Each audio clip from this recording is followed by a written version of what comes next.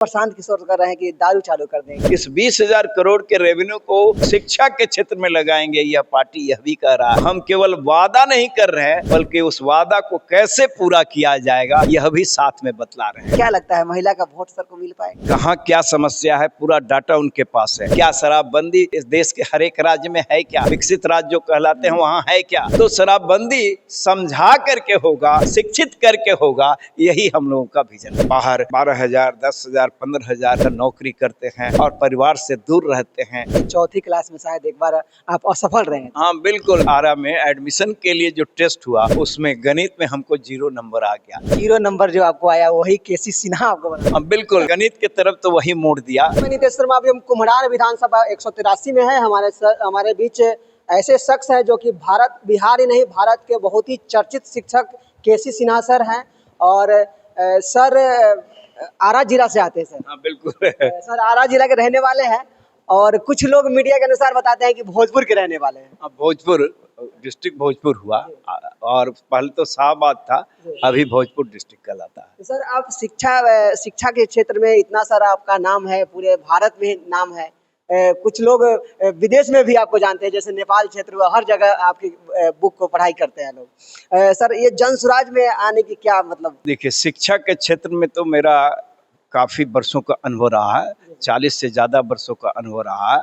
और शिक्षा का क्षेत्र का एक सीमित दायरा होता है, शिक्षा का क्षेत्र सीमित होता है। जैसे हम पटना साइंस कॉलेज के प्रिंसिपल थे, तो पटना साइंस कॉलेज में जो भी करना चाहते हैं वो कर सकते हैं। लेकिन ये राजनीति का जो क्षेत्र होता है व्यापक क्षेत्र होता है और पूरे प्रदेश के स्तर पर होता है, या यह कहें कि देश के स्तर पर ही होता है। तो यहाँ समाज के विभिन्न वर्गों के लिए काम करने का अवसर मिलेगा। नीति निर्धारण जो होता है, अगर असेंबली में कोई व्यक्ति जाता है तो नीति निर्धारण में वहाँ से कानून जो बनता है, वहाँ से नीतियाँ जो बनती है, उसमें उसका से रहेगा और उसके क्रियान्वयन में भी उसका से रहेगा।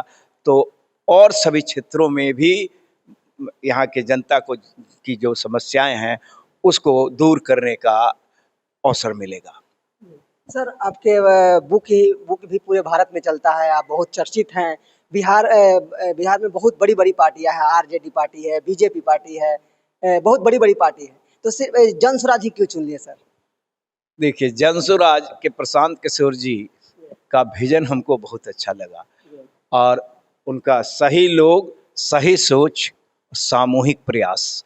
और देखिएगा कि महात्मा गांधी और बाबा साहब दोनों को साथ लेकर के चल रहे हैं और उसके बाद तो कुछ बचता ही नहीं है।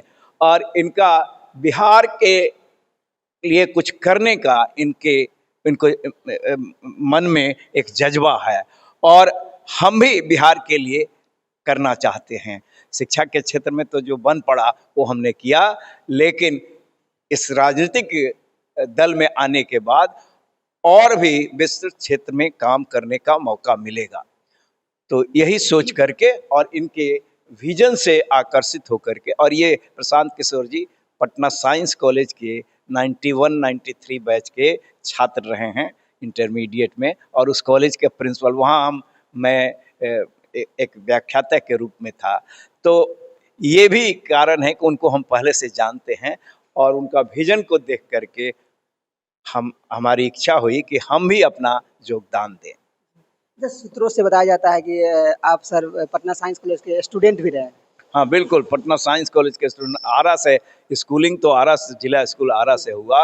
और उसके पहले का बात पूछिएगा तो हाफिज साहब का जो स्कूल होता है, हमारे गांव में मुस्लिम पॉपुलेशन 80% है। हाफिज साहब हमारे शिक्षक थे और तीसरा क्लास तक गांव में हमने पढ़ाई किया। चौथे से जिला स्कूल आरा, चौथे से 11 तक, उस समय मैट्रिक होता था, जिला स्कूल आरा से किया। उसके बाद सारी पटना साइंस कॉलेज में आए, पटना यूनिवर्सिटी से पीजी और पीएचडी ये सब किया। सर आपके विकिपीडिया में लिखा गया है कि चौथी क्लास में शायद एक बार आप असफल रहे हैं। हाँ बिल्कुल, चौथे क्लास में एडमिशन टेस्ट जो जिला स्कूल आरा में था, चूंकि हम हाफिज साहब के स्कूल में पढ़ते थे तो गणित पर उतना जोर नहीं था, और जिला स्कूल आरा में एडमिशन के लिए जो टेस्ट हुआ उसमें गणित में हमको 0 नंबर आ गया। तो बहुत निराशा हुई, लेकिन लोगों ने उत्साह बढ़ाया। तो हमारे पेरेंट्स, हमारे शिक्षक जो गांव के थे, देखिए शिक्षक का शाबाशी बहुत बड़ा काम करता है। तो उस जो प्रोत्साहन मिला, तो हमने देखा कि 1 महीने 15 दिन के बाद एक और नोटिस निकला कि कुछ सीट खाली रह गया है, फिर एडमिशन टेस्ट होगा। तो उस दूसरे एडमिशन टेस्ट के लिए हम जी जान से तैयारी किए और गणित में 100 में 100 मार्क्स आया, मेरा एडमिशन हो गया। और वहाँ के बाद तो जब स्कूल में हर क्लास में हम फर्स्ट आते थे, क्योंकि गणित के प्रति मेरा रुचि बढ़ गया।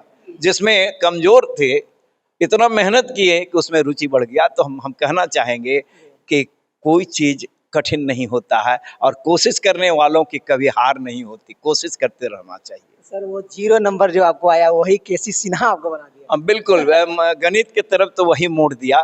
नहीं तो हम पटना साइंस कॉलेज के बाद हमारे ज़्यादा साथी जो जिनका बेहतर रिजल्ट था वो इंजीनियरिंग में चले गए, कुछ मेडिकल में जो बायोलॉजी लिए थे। लेकिन मेरा ये हुआ कि नहीं, गणित में हमारी रुचि है तो आगे चल कर के हम प्राध्यापक बनेंगे और समाज का सेवा कर पाएंगे। जीविका के लिए प्राध्यापक बने, लेकिन शिक्षण का जो कार्य होता है ये समाज सेवा भी होता है। समाज को आगे बढ़ाने में उनका बहुत बड़ा कंट्रीब्यूशन होता है। सर कुम्हरार विधानसभा के जो भी क्षेत्र के लोग हैं, जनता है, उनके लिए क्या कहिएगा मेरे चैनल के माध्यम से?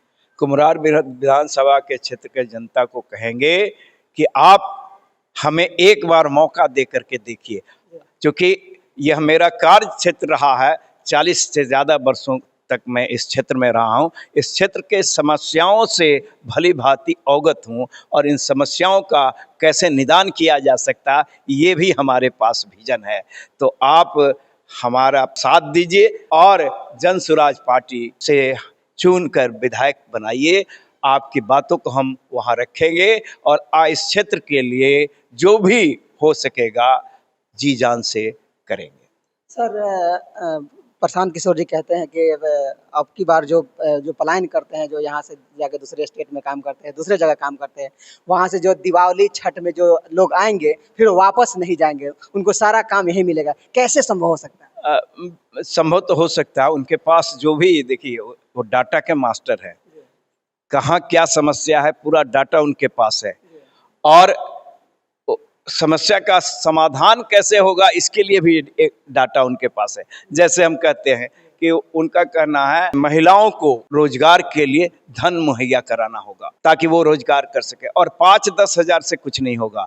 तो बैंक से लोन हम लोग दिलवाएंगे और बैंक जो 10% इंटरेस्ट लेती है उसमें केवल 4% इंटरेस्ट महिलाओं को देना होगा जो वो लोन लेंगी, और बाकी इंटरेस्ट सरकार देगी। और ये धन कहाँ से आएगा इसका भी वो उत्तर देते हैं कि यहाँ से धन आएगा। शिक्षा के क्षेत्र की बात करते हैं तो हर एक प्रखंड में नेतरहाट टाइप के स्कूल स्थापित करने की बात है, और उसके लिए धन कहाँ से आएगा, तो शिक्षा का बजट बढ़ाया जाएगा, ये भी वो साथ में करते हैं। तो हम केवल वादा नहीं कर रहे हैं बल्कि उस वादा को कैसे पूरा किया जाएगा यह भी साथ में बतला रहे हैं।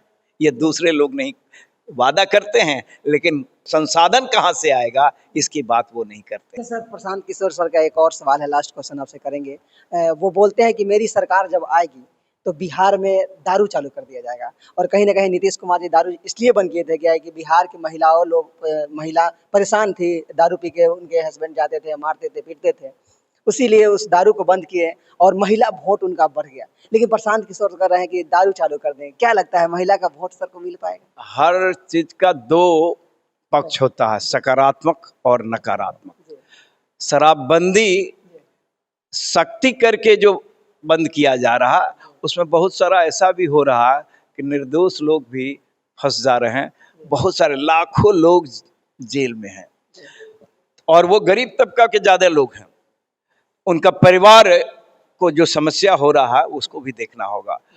और दूसरा कि इससे बिहार सरकार का जो रेवेन्यू था वो कम हो गया।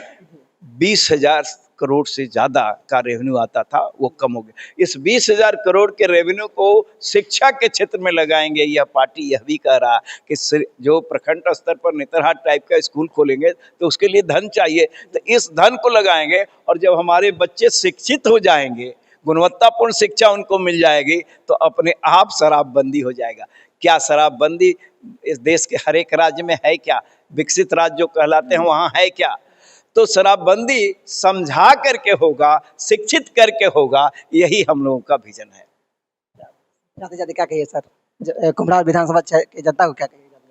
कुम्हरार विधानसभा के जनता से अपील करेंगे कि एक बार बदलाव ला करके देखिए, हमें भेज करके देखिए, इस पार्टी को भेज करके देखिए।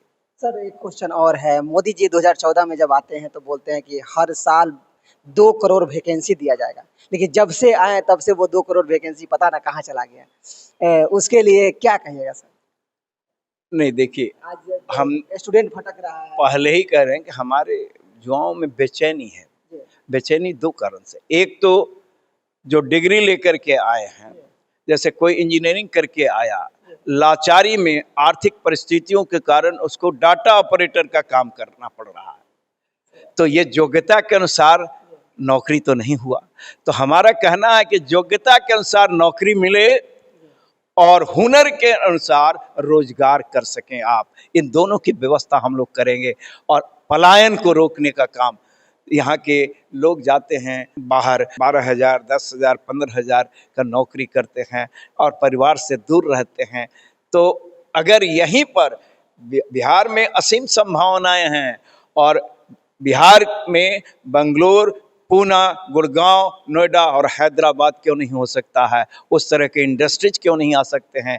और उस तरह के इंडस्ट्रीज अगर आएंगे तो एम्प्लॉयमेंट अपॉर्चुनिटीज यहीं पर हो जाएगा। हमारे बच्चे यहाँ से बाहर नहीं जाएंगे, अपने परिवार के साथ रहेंगे और योग्यता के अनुसार नौकरी और रोजगार कर पाएंगे। तो अभी हम कुम्हरार विधानसभा क्षेत्र से केसी सिन्हा सर जी का बयान जान रहे थे कि हाँ आखिर ये जो जनसुराज में जुड़े हैं, जनसुराज कैसे काम करेगी।